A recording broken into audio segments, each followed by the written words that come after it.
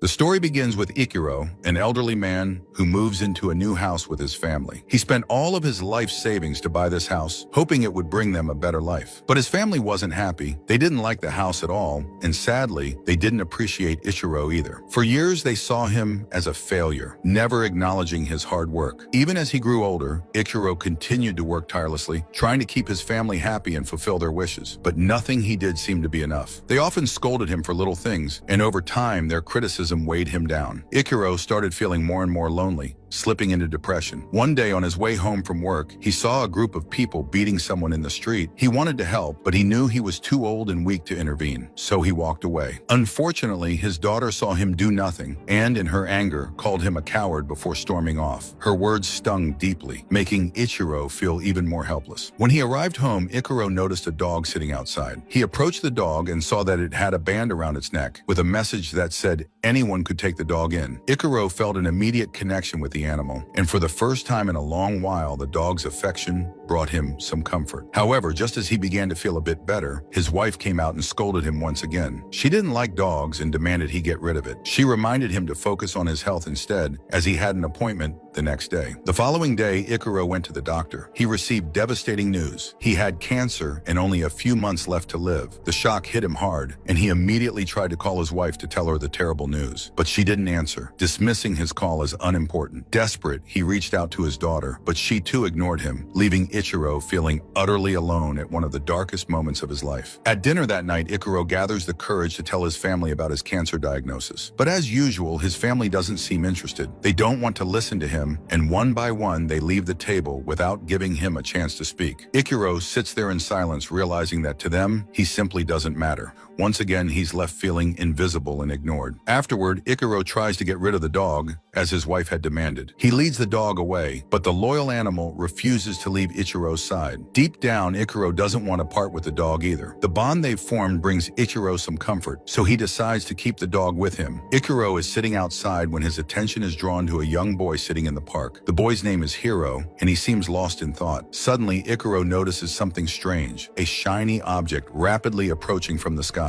Before he can react, the object crashes to the ground, hitting both Ichiro and Hiro. The impact leaves them both lifeless. The next morning, Ichiro wakes up completely healed. He's confused, not understanding what happened to him the night before. The cancer that had plagued him seems to be gone, and his body feels different. As he heads home, a strange feeling lingers. Something is not right. Back in his room, he starts noticing bizarre changes. Smoke begins to rise from his hand, and when he touches his wrist, a USB port suddenly emerges where his nails used to be. Shocked, Ichiro touches his neck, and to his horror, his head opens up like a machine. Within moments, his entire body starts coming apart like pieces of a mechanical puzzle. Ichiro is left terrified, trying to comprehend what's happening to him. It turns out that the object that fell from the sky wasn't an asteroid at all, but an alien ship. In the crash, Ichiro had died, but the aliens had brought him back, only now he was no longer fully human. They had transformed him into a humanoid robot, leaving Ichiro with a body he no longer recognized, and a future filled with uncertainty. In the next scene, we see Hiro, who has also been transformed into an advanced robot by the alien team. Hiro, being a quick learner, figures out how to use his new powers almost immediately. He decides to show them to his friend Naoyuki, but Naoyuki doesn't believe him at first. To prove it, Hiro raises his finger and shoots a pigeon right in front of them. Shocked by the demonstration, Naoyuki finally believes him. They begin testing Hiro's powers together, but Hiro's abilities are not without consequences. Whenever Hiro sees a happy family, it fills him with rage. His life has been full of frustration,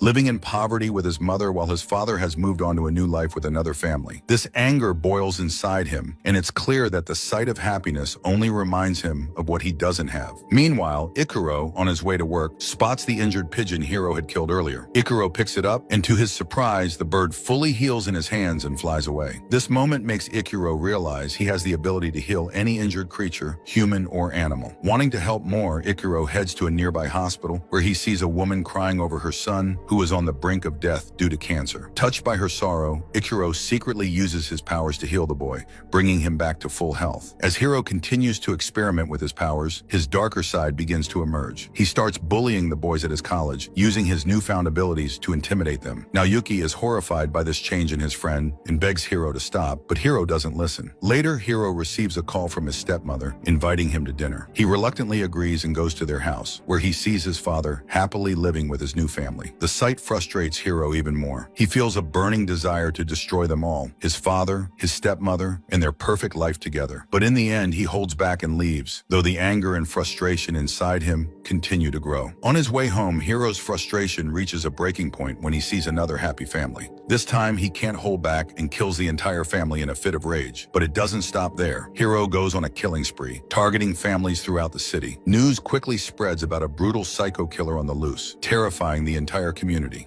When Ikuro hears about the killings, he is horrified. Determined to save a family, he rushes to one of the houses. However, when he arrives, he finds a young girl already dead from a bullet wound to the head. Ikuro tries desperately to revive her, using his powers, but he realizes his abilities only work on the living, leaving him devastated. As he stands there, Hiro arrives, intending to kill Ichiro as well. Ikuro narrowly escapes, and by the time he turns around, Hiro has disappeared. Meanwhile, Naoyuki, after learning the terrible truth that his friend Hiro is responsible for the killings, breaks off their friendship. The loss of Naoyuki's friendship deeply affects Hiro, who feels a mix of sadness and anger. However, his destructive path continues. At the same time, Ichiro's life falls apart even more. He loses his job, and when he returns home, he discovers his son no longer wants to go to school because of bullying, and his daughter has dropped out of college. To make matters worse, Ichiro's wife tells him she wants a divorce, convinced that he is of no use to the family. Overwhelmed by these problems, Ichiro breaks down, crying alone in despair. Just then, Ichiro hears Naoyuki's voice, filled with sorrow and regret over Hiro's actions. Using his powers, Ichiro quickly reaches Naoyuki. Naoyuki explains everything, sharing how Hiro has been killing people and how it weighs heavily on him. Ichiro, saddened by what Hiro has become, comforts Naoyuki and promises that he will stop Hiro before any more harm is done. Ichiro continues his training with Naoyuki, trying to master his powers. During practice, he realizes that drinking too much water causes strange reactions in his body,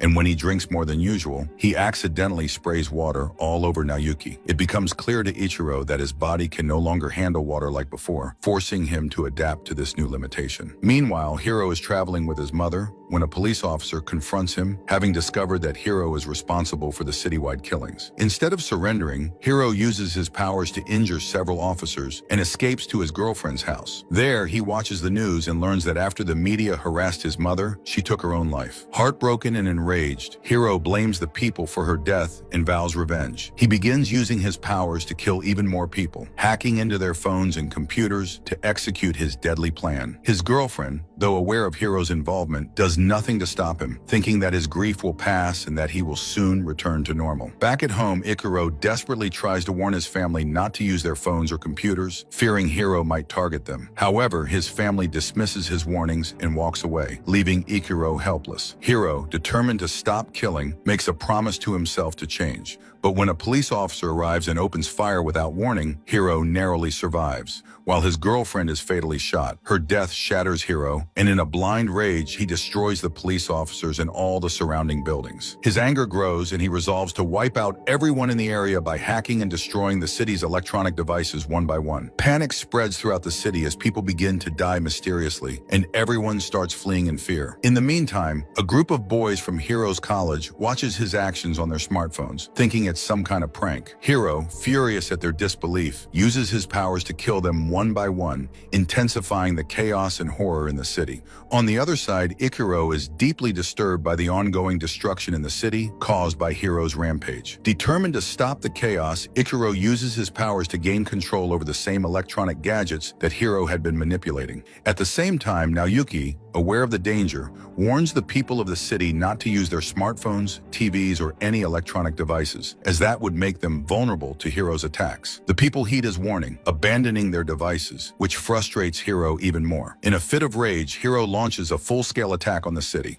During this assault, a missile hits the building where Ichiro's daughter is, leaving her badly injured. Ichiro, horrified by the sight of his wounded daughter, rushes to confront Hiro. He pleads with Hiro to stop the destruction, but Hiro, consumed by anger, refuses and attacks Ichiro instead. Ichiro narrowly escapes the assault and takes off running, with Hiro relentlessly chasing him. During the chase, a helicopter flies between them, and Hiro tries to use his powers to crash it and kill the pilot. But Ichiro, in a heroic effort, manages to save the pilot just in time. Furious, Hiro continues pursuing Ichiro, and the two engage in a long and intense fight. As the battle drags on, Ichiro realizes that Hiro is far stronger than he is. Unable to defeat Hiro directly, Ichiro tries to outlast him, hoping for an opportunity. Eventually, Hiro becomes tired and drinks water to regain his strength. However, the water has an adverse effect on Hiro's robotic body, slowly weakening him. Though it takes time for the water to fully affect him, Hiro continues his assault on Ichiro, dragging him into space in an attempt to kill him there.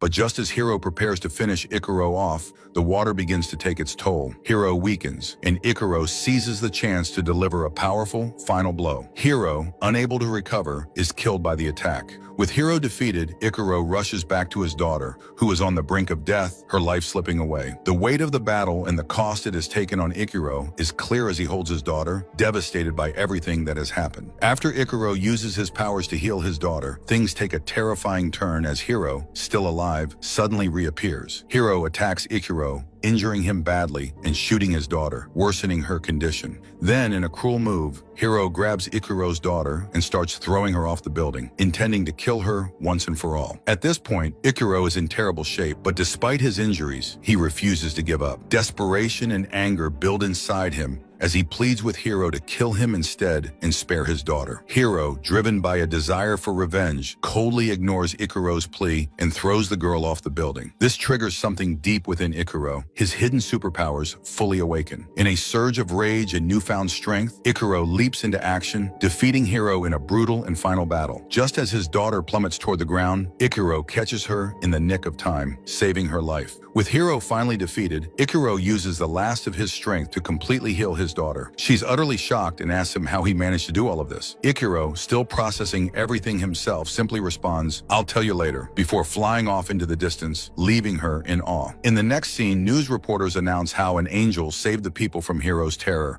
with Ichiro being hailed as a hero. After learning the truth about his actions, Ichiro's daughter and the rest of his family, who once didn't respect him, now see him in a new light. They finally begin to admire and appreciate him. The movie concludes with a suspenseful twist. Hiro, though believed to be dead, is shown to still be alive. The screen fades to black, leaving the story open for a possible sequel. Thanks for tuning in, guys.